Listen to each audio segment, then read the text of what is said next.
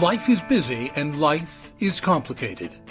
And in the middle of our hectic days, sometimes we just need a brief thought, or a quick reminder, or the proverbial shot in the arm to keep us on track.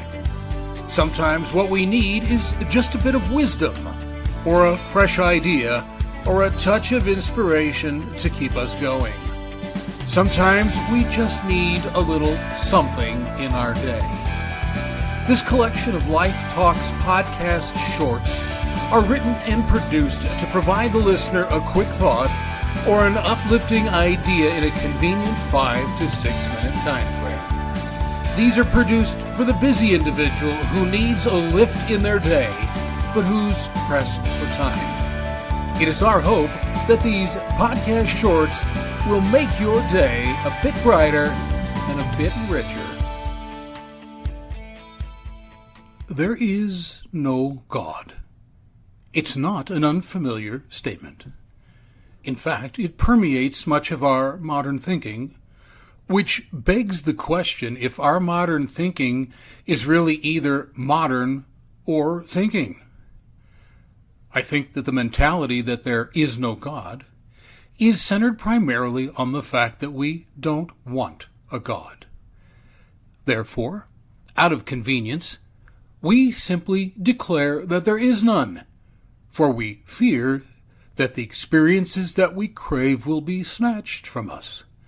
The pleasures that we wish to indulge in will be made taboo. That we will somehow be punished if things feel too good. And that this doting, judge-like figure will frown on most everything that makes us happy. So we decide that we don't want a God, and subsequently we declare that there is no God. Subsequently, we then become our own gods, for the absence of a God does not eliminate our need of one. So we fill the role. But because we demanded that we be these little gods, and become the captain of our own ships, sunken ships litter the seas of our lives, and they lay strewn across the endless shoals and windswept beaches as far as the eye can see. Because we want to be our own gods, wreckage is everywhere. Everywhere.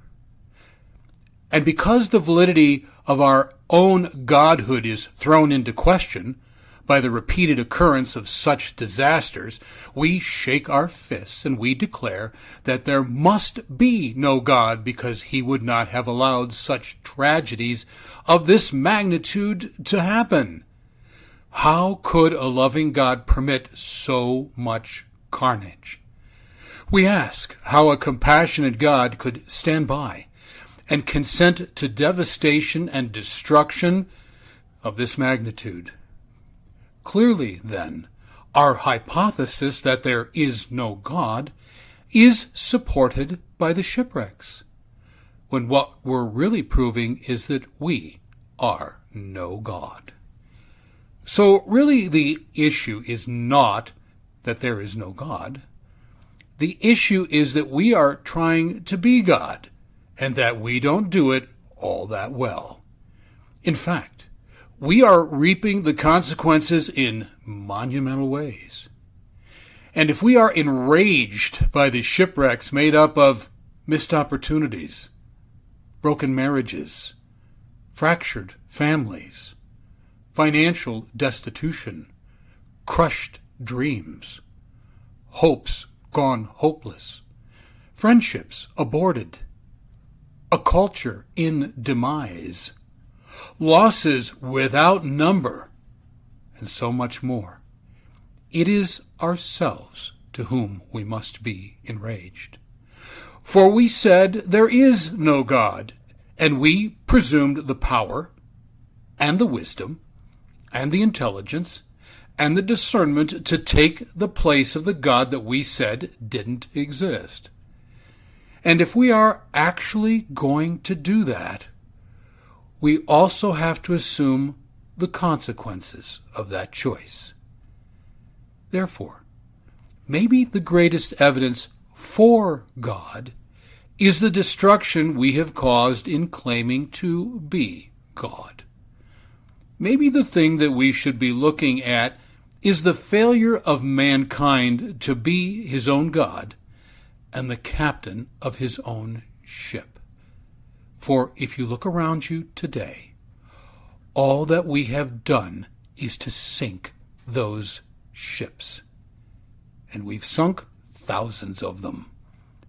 We've sunk opportunities, marriages, families, finances, dreams, hopes, friendships, and an entire culture. And does not the evidence for God shout from every shattered hull and every broken bow? There is no God, we say. But doesn't the evidence of our attempts to be God suggest the existence of the very thing that we deny? Does not what we have done evidence the God that we say does not exist? Maybe we want to think about that before we sink any other ships. Thanks for being with us today. It's our hope that this podcast short gave you something not only to enrich your day, but touch your life. Here at Life Talk, we also produce a collection of regular-length podcasts that address timely, relevant, and deep-seated issues in our lives, our communities, and our world. You can also discover an array of additional resources on our website at www.craiglpc.com.